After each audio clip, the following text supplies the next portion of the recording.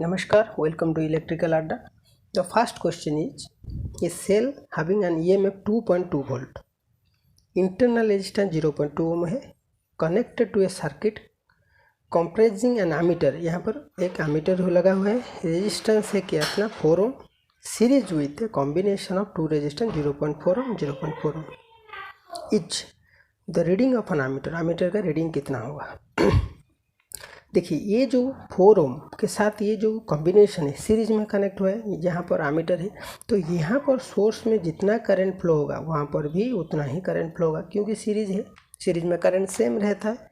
तो पहले ये टोटल रेजिस्टेंस और टोटल वोल्टेज हम निकालना है। वोल्टेज का वैल्यू गिवन है V = 2.2 वोल्ट और टोटल रेजिस्टेंस कितना है। देखिए ये जो कॉम्बिनेशन हुआ है ये टोटल रेजिस्टेंस 0.4 है पैरेलली, तो टोटल वैल्यू कितना होगा 0.4/2 दैट इज 0.2 ओम हो गया। तो इसका वैल्यू हो गया 0.2, ये 4 ओम है, ये 0.2 ओम है, तो टोटल वैल्यू कितना हो गया। देखिए ये सीरीज हो गया ना, देखिए ऐसा रेजिस्टेंस 4 ओम, ये वैल्यू है, यहाँ पर आमीटर लगा हुआ है, ये वैल्यू है 0.2 ओम, यहाँ पर भी इंटरनल रेजिस्टेंस 0.2 ओम है, ये भी एक रेजिस्टेंस, वोल्टेज है कितना 2.2 वोल्ट। तो टोटल वैल्यू कितना होगा देखिए 4, ये हो गया 0.2 total RT = 4 0.2 that is 4.4 ohm. Voltage है 2.2 वोल्ट, सो करंट कितना होगा V/R that is 2.2/4.4 that is 1/2 और 0.5 ampere. So A is the answer. ठीक है, आंसर होगा ए 0.5 एम्पियर।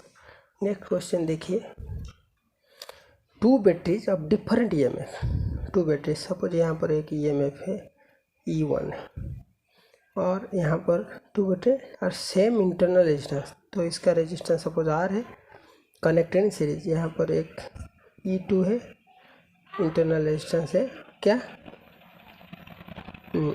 R क्योंकि ये सेम है, connect in series with an external resistance, एक एक्सटर्नल रेजिस्टेंस पे कनेक्ट हुआ है, this is external resistance capital R, series with an external, current is 3 ampere, that means यहाँ पर करंट कितना फ्लो होता है 3 एम्पियर।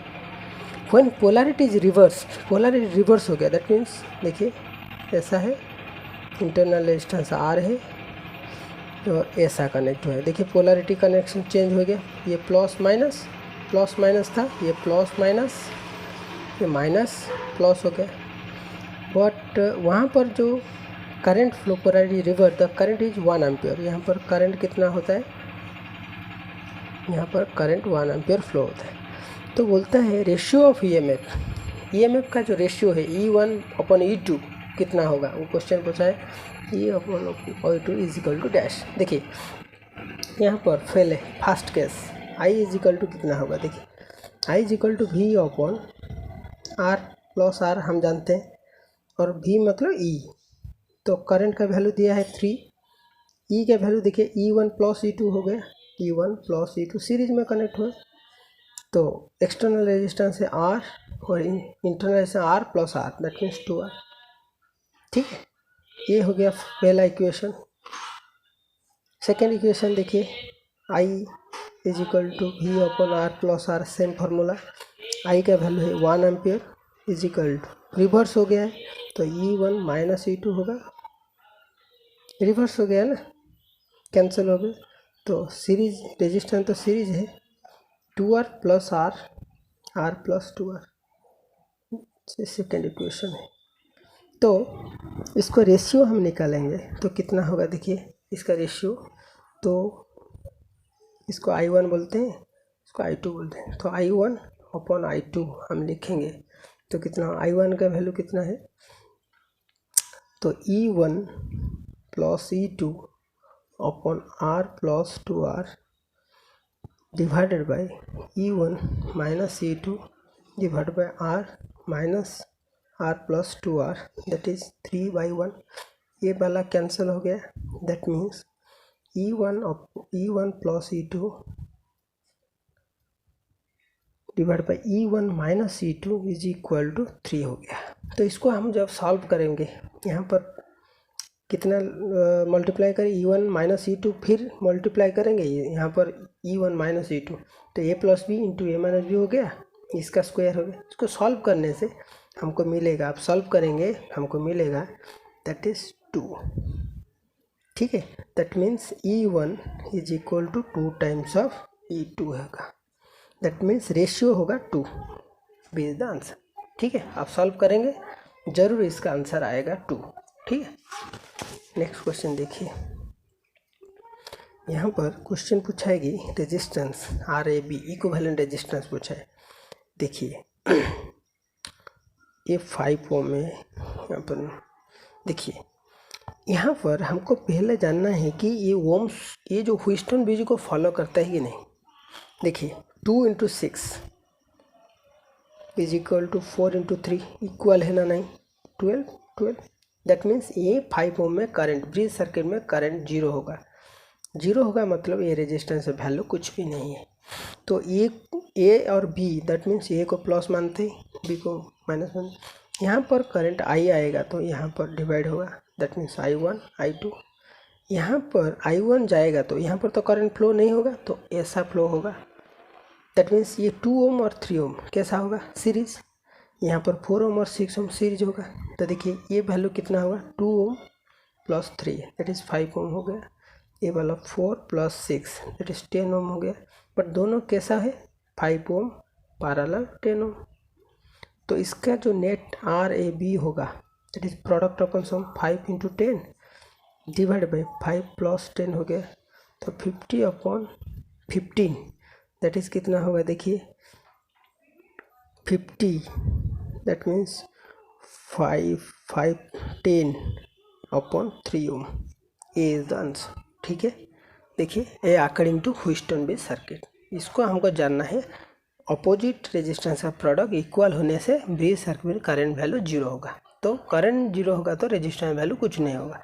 इसी को अप्लाई करके हम आराम से निकाल सकते हैं, ठीक है। नेक्स्ट क्वेश्चन देखिए, KCL deals with dash, conservation energy, conservation charge, conservation momentum, none. KCL current law, Kirchhoff's current law, conservation charge. That means वो बोलता है incoming current I1 plus I2 is equal to I3 plus I4। That means ये वाला incoming है, ये वाला outgoing है।